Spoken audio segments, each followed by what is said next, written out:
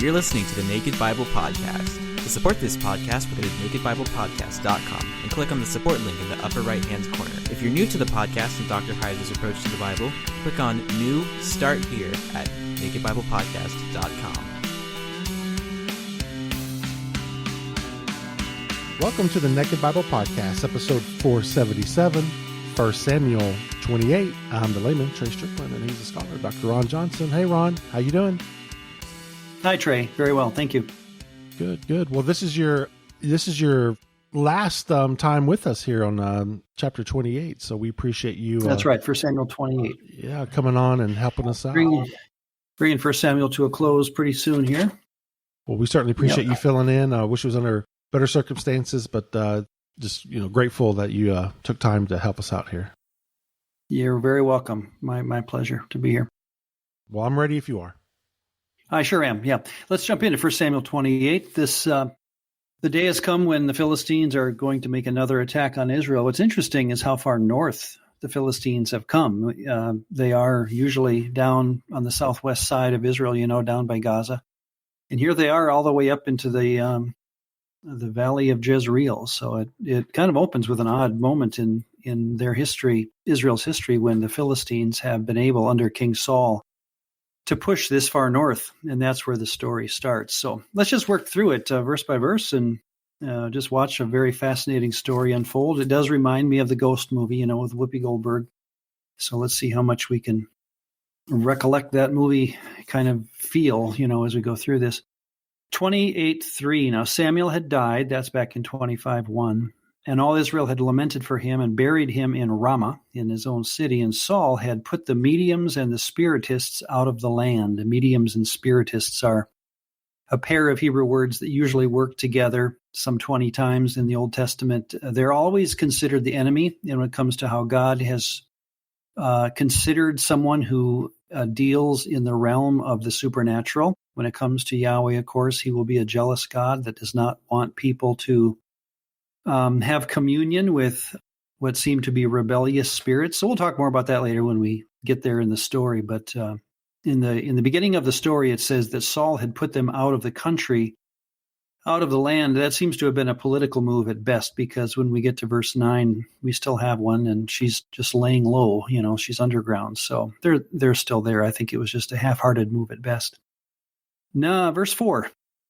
Then the Philistines gathered together, and they came and encamped at Shunem. Saul gathered all Israel together. They encamped at Gilboa. Here's one of those places in Israel where you can literally sit and read this story on site. Shunem is in the west end of the valley of Jezreel, and the Philistines are encamped thus in the valley. And Saul and Israel there at the city of Gilboa, which is just a few miles northwest of the Mount of Gilboa, where he will die in chapter 31. So the point is, both of these armies are in plain view of each other, and when night falls, of course, everyone in that world would go to sleep, and the guards would set watch. Verse 5, when Saul saw the army of the Philistines, he was afraid, and his heart trembled greatly. And when Saul inquired of the Lord, of Yahweh, Yahweh did not answer him either by dreams, Urim, or by the prophets. We've seen this before back in chapter 23, where Saul's not just having a bad day or a sinful day. Again, I don't think he's a Yahwist. And thus there is no immediate communication between him and Yahweh. They're just not on speaking terms. Even if Saul wants something, Yahweh is basically saying no. Even through the voice of a prophet, Yahweh would say no in this instance. Verse 7. Then Saul said to his servants, find me a woman who is a medium, same word used back in verse 3, that I may go to her and inquire of her.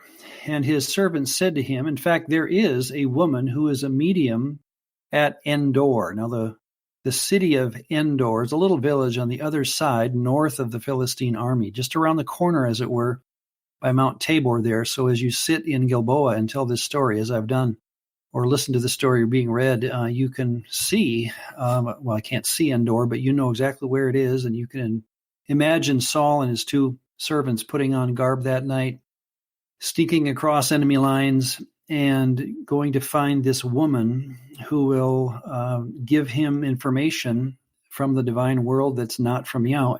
Okay? Verse 8, so Saul disguised himself and put on other clothes, and he went, and 2 men went with him. And they came to the woman by night, and he said, please conduct a seance. It's the same word for spiritist, on in Hebrew. Conduct a seance for me, and bring up for me the one I shall name to you. Verse 9, then the woman said to him, look, you know what Saul, she doesn't know who she's talking to, has done, how he has cut off the mediums and the spiritists from the land. Why then do you lay a snare for my life to cause me to die? In other words, she's saying, I'm in an illegal trade here. People, including your servants, of course, is how this all starts, know that I'm here, but I'm trying to lay low. And if you expose me, King Saul, we know how cruel he can be, may go after me. So she's nervous to be exposed as a medium. Let's pause here and ask the question, which, of course, commentators should be asking, and that is, are mediums real? Are spiritists real? I think the very question would have surprised the reader. Of course they are. That's why we have such a firm list of verses in the Old Testament that say, do not go to them. Leviticus 19:37, Leviticus 20, verse 6. But let me go to Deuteronomy 18, verse 10. There shall not be found among you anyone who makes his son or his daughter pass through the fire, or anyone who practices, and here are the synonyms, witchcraft, or a soothsayer, or one who interprets omens, or a sorcerer, or one who conjures spells, or a medium, or a spiritist, one who calls up the dead. Now, it would be very easy at this moment for the Bible to say, the reason you don't do this is because it's a waste of time. They're not real. These spiritists are fakes, like Whoopi Goldberg.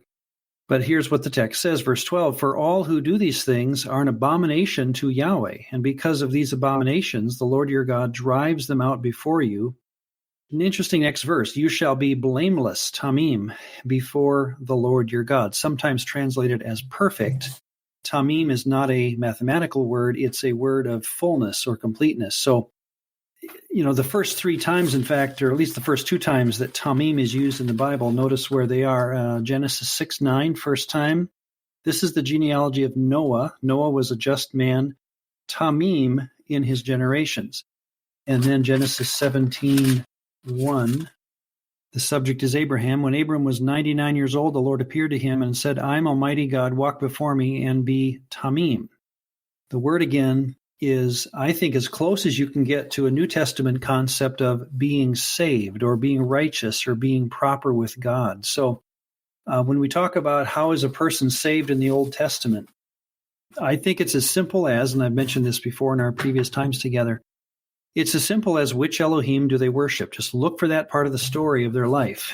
Which God do they worship? And that's how you'll know whether it's Noah, whether it's Abraham, or now whether it's Saul or David to come, whether this person is blameless or able to be considered righteous or proper in the mind of God. So when we get to, by the way, Jeremiah 8 would be then probably the best way, in my estimation, to define the plan of salvation in the Old Testament by its opposite. Listen to how it goes. This is in the days of just preceding the 586 exile. Jeremiah 8:1. At that time, says the Lord, they shall bring out the bones of the kings of Judah, and the bones of its princes, and the bones of the priests, the bones of the prophets, and the bones of the inhabitants of Jerusalem. Out of their graves they shall spread them before the sun and the moon and all the host of heaven. And that's a picture commonly, the Tsabaot of heaven are the gods that God has placed over the kingdoms. And then it says, which they have, that's these prophets, priests, and inhabitants, which they have loved, which they have served, and after which they have walked, which they have sought. There's that inquiring of a God idea. And which they have worshipped. They shall not be gathered nor buried. They shall be like refuse on the face of the earth. Then death shall be chosen rather than life. So if you have an Old Testament model again of what salvation is, that is life instead of death. It's pictured out there. It is pictured here in Jeremiah 8 in review for the family of Israel as to why God sent not only the people into exile, but why God would consider a person, an individual, righteous or not, based again on which God they sought, loved, and worshipped and loved. All right, so back to our text. We ended in verse 9, where the spiritist, the woman, is being asked to conjure up someone, and she's kind of nervous because she does not want to be caught by Saul. Verse 10, Saul swore to her by the Lord. Interesting, again, watch where Saul and Yahweh get along here. Saul swore to her by Yahweh, saying, as Yahweh lives. Now, that phrase, as Yahweh lives, or as the Lord lives, 32 times I counted in the Old Testament as a phrase. It's spoken by many different people. David does it. Saul does it. And when Saul does it, go back to 19:6. 1 Samuel 19, verse 6. Look out, because Saul is a consummate politician again. So Saul heeded the voice of Jonathan, and Saul swore, as Yahweh lives, he, David, shall not be killed. Well, he's a liar. And the idea that he would take Yahweh's name and say, as God lives, I will not, blah, blah, blah. Don't trust Saul at all. And of course, oath-taking in Yahweh's name, be very, very careful. I don't think that's the third commandment in its specific meaning, but it's the idea of the Old Testament that when you start using the name of a deity for how you're going to act, that's one thing, but if you're not a Yahwist, really look out below, I would say. But let's listen to Saul. Saul swore to her by the Lord, saying, as the Lord lives, no punishment shall come upon you for this thing. Then the woman said, whom shall I bring up to you? Interesting question. And he said, and now again, if you could bring up anybody, who would you want to talk to?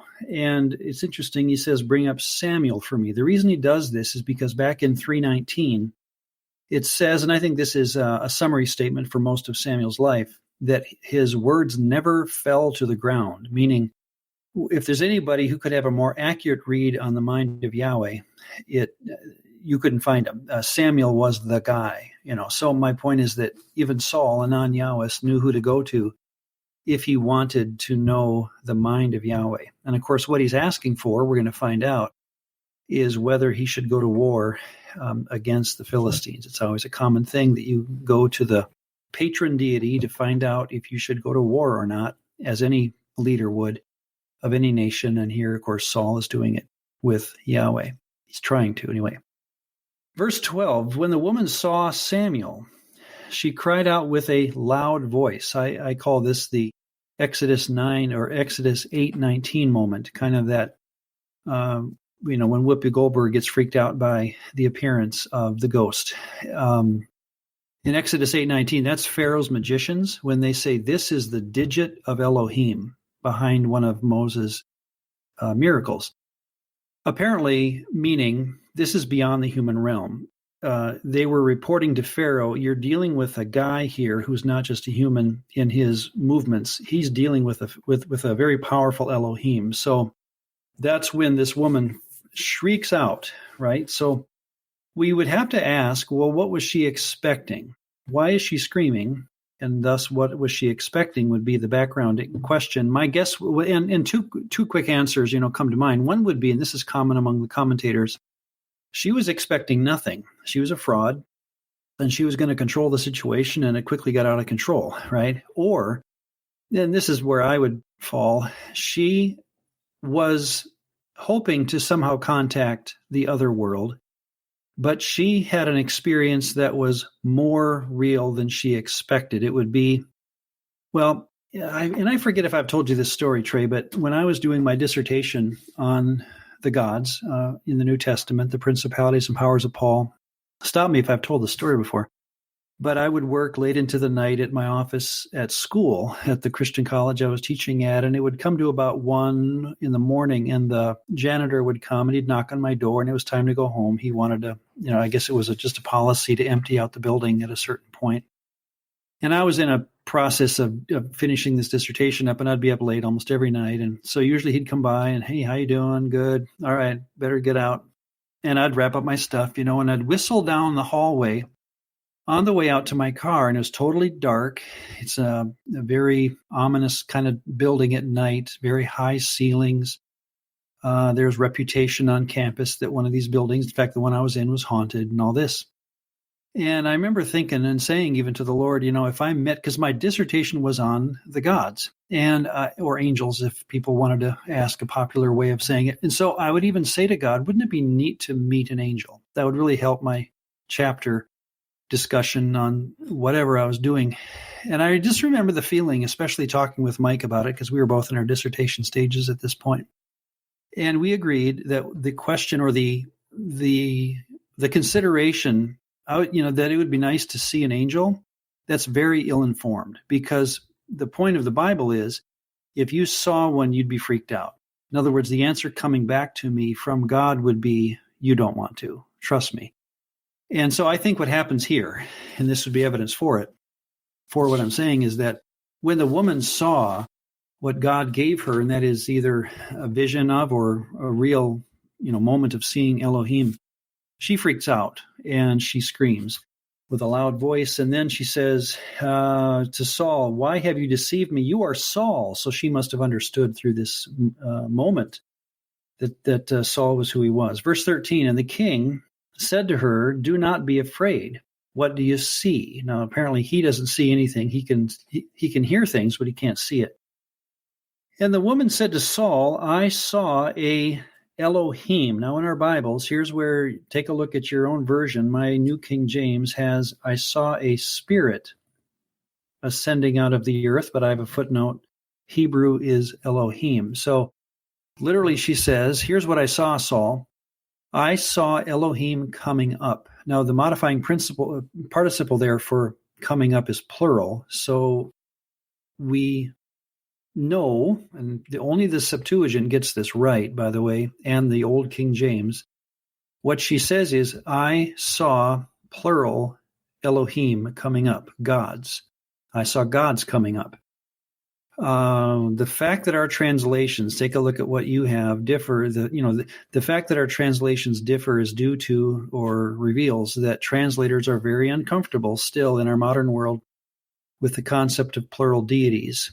God is used in the singular, small g, in the RSV, NLT, and ESV. The word spirit is there in the TEV, the New King James, the NIV, the CEV. The Holman Christian has spirit form, whatever that is. Divine being is what's in the NET, the New RSV, the NASB, and the Jerusalem Publication Society, the Jewish Bible. But like I say, in the Septuagint, the Greek rendering of the Old Testament, they have theos, gods, plural.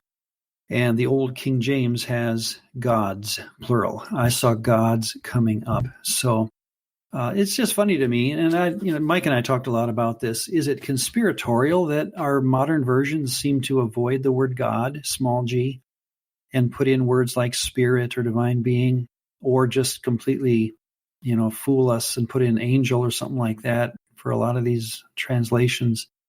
Again, I don't think I told you this story. This is back in 2004, I think it was, early 2000s, when the NIV was being redone into today's NIV, it's called. In 2005, they came out with today's NIV, Zondervan did. And back in the year before that, I remember at ETS, they asked, members of ETS could go to the general editor of it as they were finishing up their translations, and you could make recommendations for how you wanted a reading in the new NIV to sound. There's like 13 translators and 40 reviewers, but you could make recommendations before they came out with the finalized versions, like instead of with child, say pregnant, things like that.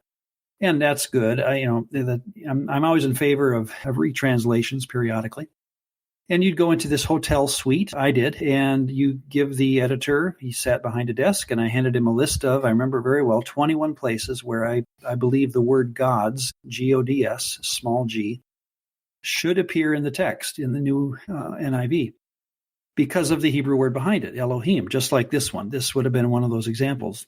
And I remember waiting anxiously, and a year and a half, 2 years go by, and I take a look at the new NIV when it came out, and not one of my recommendations were followed. So I had to smile. But it's just funny how, we're improving our Bibles all the time, but when it comes to putting the word G-O-D-S with a small g, were still very nervous to do it. By the way, here's the parallel account of this story where a person observes a moment, a freakish moment, and tells an audience what they saw is Daniel 3. King Nebuchadnezzar was astonished. He arose and said, "Did we not cast 3 men bound into the midst of the fire? Look, I see 4 men loose, walking in the midst of the fire, and they are not hurt. And the form of the 4th is like a son of the gods," meaning he's not human. Whatever this is, it ain't human. And so Bar Elohim, son of God in Aramaic, equivalent to Ben Elohim, B'nai Elohim. I just think it means it ain't human. And so what the woman saw was something that she had no vocabulary for except to say, I saw non-humans, and yet they are spirits of some kind. So I took the time with that just to remind myself that when you're reading the Bible with a divine counsel worldview, you're going to have to take information into the story because sometimes almost always, the translation will let us down. Verse 14, so he said to her, and I think Saul at this point knows that he's dealing with an actual story now, that he has been given by God, be it for good or ill, for his sake, truth. And he is now curious what she saw. And he said to her, what is his form? Again, he can't see it.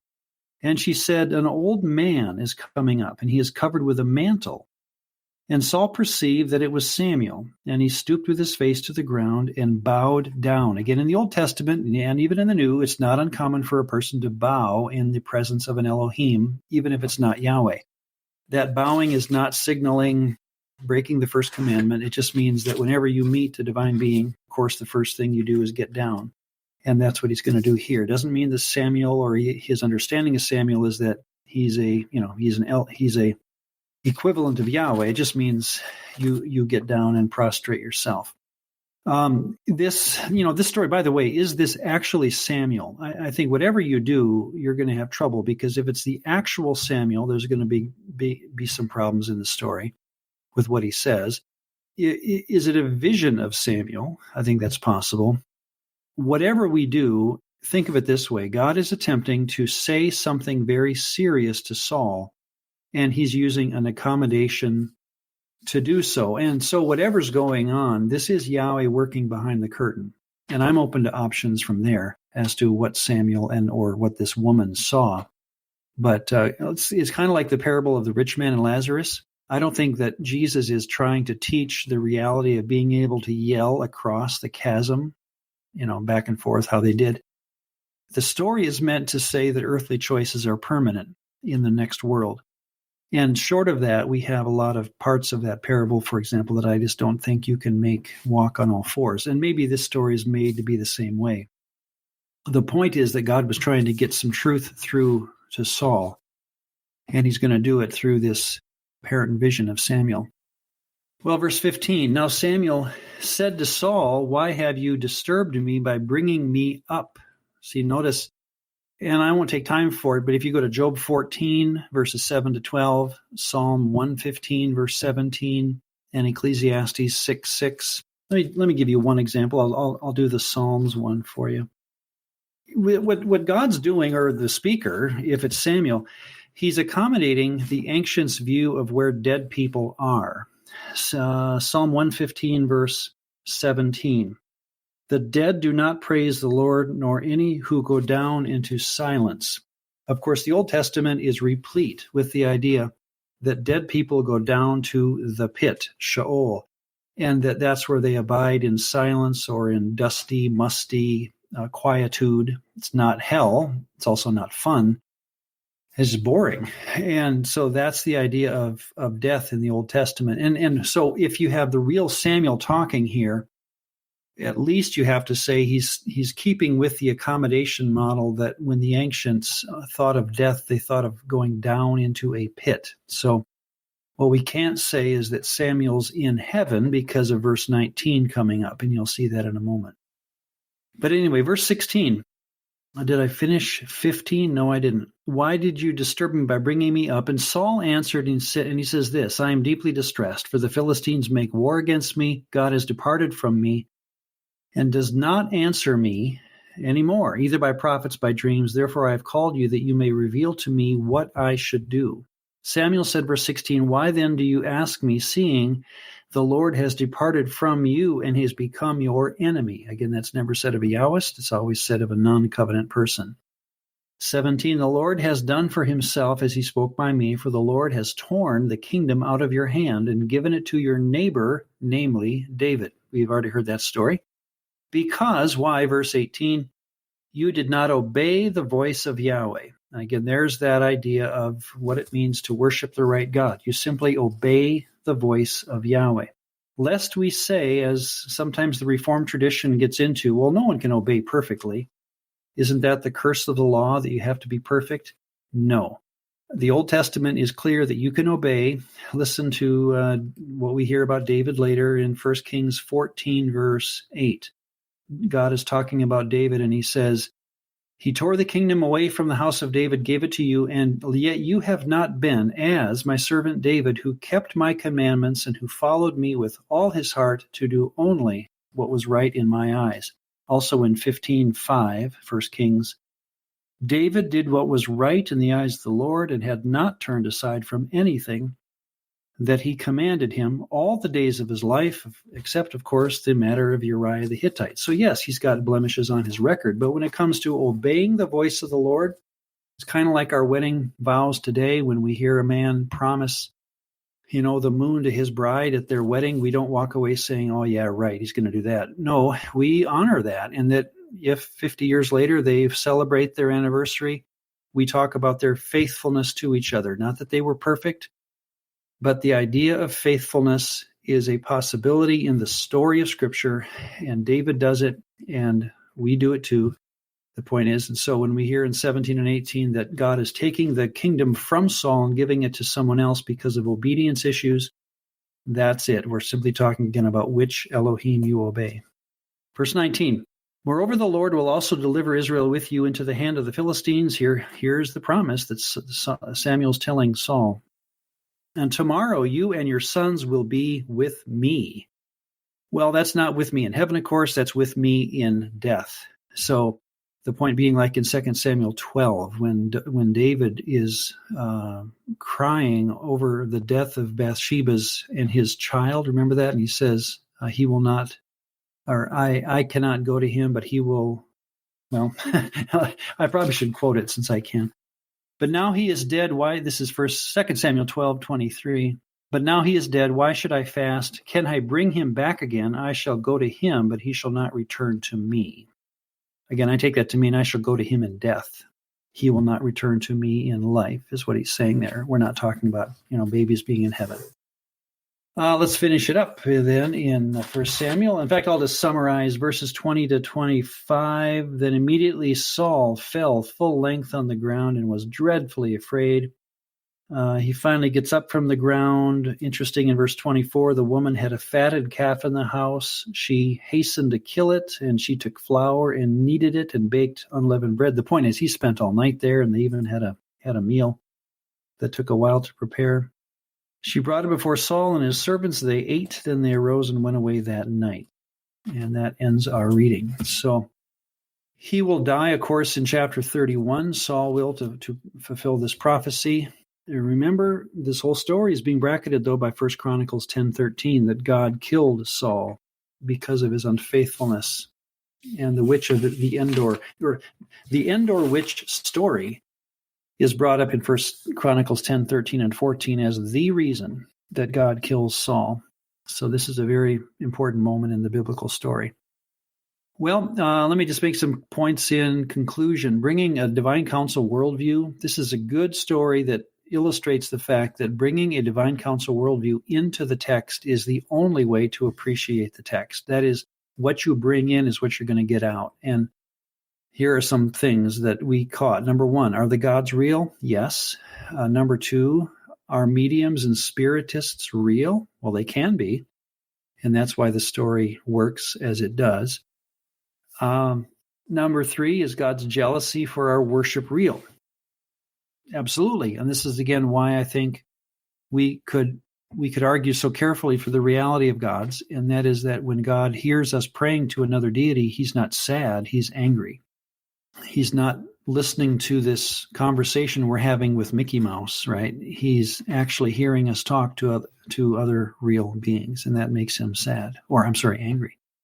4, worship is behind almost every story of the Bible, and it's certainly behind every story dealing with salvation. So as I've said before, let's not put the privilege, that is forgiveness of sins, ahead of the means of entrance into salvation. The only way to be saved in the Bible is to worship the right God. And when we do, we're forgiven of our sins.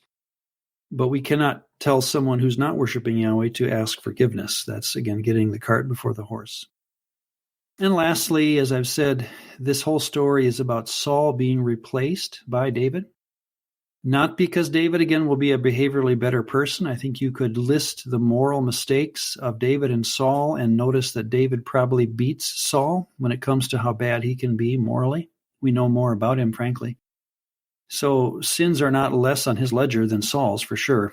But the reason that this is important is because David, and let me finish with this, David alone is able to say, Psalm 24, starting in verse 3, the Psalm of David, who may ascend into the hill of the Lord, who may stand in his holy place, he who has clean hands and a pure heart, who has not lifted up his soul to an idol, nor sworn deceitfully.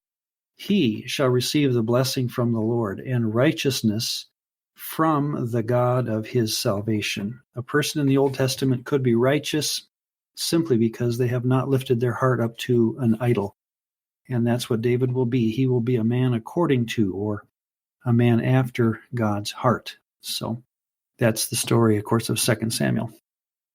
Thank you, Trey. That was fun. And appreciate the opportunity to work through 1 Samuel 28. Yeah, no, we appreciate you. It's interesting in the ESV, which is the translation that I tend to read, it has a God in verse 13, singular form. It got the God right, but it only says one God. So that's interesting. Yeah. Again, they could have just looked at the Septuagint, but for some reason they look at it and turn away. But yeah, it's funny. I was talking to my mom the other day about how hard it is to read the Bible. I mean, for me, that's what makes it interesting. But for her, it's a deterrent. I mean, when you get into all these translations and whatnot, but reading the Bible is difficult, and if you really want to study it. Well, it's like any hobby, and I've long maintained. Mike and I used to talk about this all the time. That it's like any hobby. Model training, quilting, whatever. It's as simple as you want it to be, and as hard as you want it to be. And if you want it to be the most complex thing in the world, I'm sure model training. I've never done it, but I bet you it could qualify as one of the most difficult things in the world to do if you simply want to put the time and effort into it. So, when it comes to Bible reading, I'm sure God does not want to hear that it's hard. That would make him feel bad because it's, the washerwoman, as C.S. Lewis said, the washerwoman who has never learned to wash behind her ears can get it just fine. And yet the most, intense scholar still has his work cut out for him because there's just so much there. So, yeah, that's what makes it the greatest book. The fact that you can go deep down the rabbit holes and the nuances and everything. So somebody, like us that enjoys it, finds it interesting. It's crazy how it can be simple and complex at the same time. Yeah. And I love again how Lewis put it that, he says it in such beautiful ways, but it's one of those parts of life that you cannot talk about it unless you go down the path a certain distance. Right. And so those who have gone down the path, as you and I have, to whatever distance we do, you're rewarded for that distance, plus you got more reward in front of you at every moment. That's what is so fascinating about Bible study, that you haven't, tomorrow yet. You still have more to learn. And I've never liked the term scholar when it comes to Bible stuff. So, and I know you're the layman, he's the scholar. But and so let me just pick on that just because we can. But, to call anyone a Bible scholar to me is a bit of a misnomer, because whoever you say that about is going to say, well, how do you become a scholar in the hardest, in any kind of divine revelation? How does a human ever get to the point of being able to consider themselves a scholar? I think it's very hard. So maybe it's one of those words we have to tread lightly on, Yeah. Yeah, I enjoyed your story about Mike and the angels and stuff. I always preface it with don't scare me at the end of it. Actually, when I if I want to see an angel, like you said, it would be nice if I could have a conversation. You got a message, just don't scare me when you deliver it. But do you real quickly? We'll end. Do you have any other? I know I'm putting you on the spot. Any other Mike story that comes to your mind for us? I love those stories when you talk about Mike. Yeah, well, yeah, they always come after I'm done. But I was thinking about this when I was talking. One time, Mike and I were talking. I had just been invited by a realtor who knew me, a Christian realtor, and he had been asked this a couple of times before he talked to me about one particular time where the person buying the house asked him, the realtor, to find a preacher to come in and exercise demons out of the house. I guess it's some denominational practices or at least theological traditions by some Christians that when they go into a house, Catholics will bury, a statue of Joseph upside down in front of the house in order to sell it better. You've heard of that?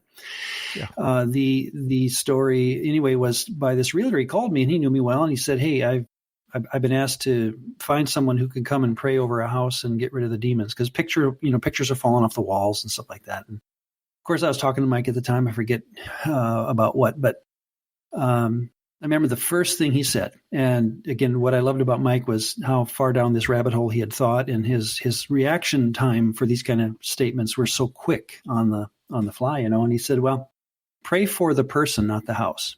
I thought that was wise. So walked in, and the person was there with the realtor, and I prayed. And if you had listened to me, now that you knew what to listen for, you would have said, "Well, Ron didn't pray that a demon would leave the house because I didn't know, whether there's a demon in the house, and whether I prayed or not, how would I affect the presence of a demon in a house? What I prayed for was the person and the person buying the house and the relationship." And here's where I since they asked for me, they were going to get my opinion, right? I prayed that person would come to believe and trust and love Yahweh. I didn't say maybe in those words, but that was one of those stories again where and right around that time too. This was at Northwestern College where I was teaching. At the time, some students came up to me and said, "Hey, there's a haunted house in town that we all know about, and sometimes we go down there at night." And it was some kind of place or some house or mansion that had a reputation. And they came up after class and said, "Would you want to go down and see it and go down with us next week when we do something?" And again, I told Mike about this, and I'd already given my answer to the students. And when I told Mike, he had the same answer. Can you guess what it was? And he was glad I said it. Absolutely not. Yeah, I'm not going. And that, to me, that's being part of that story of, writing the dissertation and praying that I could see an angel, and God basically saying, I felt, "No, you're not going to get one because I'm being gracious to you." That Mike had the same opinion, that you don't go looking for trouble. You don't go. This is Jeremiah 8. You just don't go, and you be wise concerning good and simple concerning evil, in Paul's estimation. And one of those ways would be, if you hear about something demonic, the reason you stay away is because it's very, very real. And so I was glad that I said what I did, and when I heard Mike's immediate response, it only confirmed it. Yeah, that's great. I think that's, as I've gotten older, when you're young, that stuff, supernatural, fascinates you, whether it be movies or whatever, maybe a haunted house. But as I've gotten older, I've got wiser. Like, no, I want nothing to do with that. Because you're right. Yeah. If you go looking for trouble, you're going to find it. Oh, and one other, I just thinking about this now too. Fern and what's Audrey. The other name? Audrey and Fern. When Mike first met them, I didn't know anything about it. Of course, he was very gracious in his keeping identities secret things. We met. How did this go? For some reason, I'm sitting with him in a rental car in a parking ramp at 2 a.m. It feels like an episode out of X-Files, But I'm sitting there with him. He had picked me up. That's what it was. He had picked me up from the airport. We were going to room together at ETS, and he pulled in, turned the car off. I just remember it being totally dark. And he starts telling me about this couple that he had met and talked to, and how they had gone through some things, and he had befriended them. And The reason I bring it up, I didn't know anything about this. I was desperately hungry. I hadn't eaten supper, and it's like 2 a.m. And I just remember thinking to myself, Mike, why are you so interested in this couple that, from everything I know going in, who are they? But he went on and on and on as he just stared out his, the front window of his car in the pitch black, just talking about, again, what was so cool about Mike is he didn't romanticize it. It was purely factual to him, that here's 2 people who have had experiences that only confirm what I've been thinking about and talking about and studying. And this is biblical stuff we're talking about, and here I am thinking about a hamburger. and I was fascinated. By the time he was done, I was glad I heard it, but I remember getting out thinking, I'm so hungry. That's Mike, he when it got on his mind, he was willing to sit and talk and talk and talk. So, well, hey, Ron, you're just going to have to take time and collect some of your Mike stories of y'all two and come back. And we're going to have to do an entire episode of just some of you reminiscing of you and Mike. I think people would love that.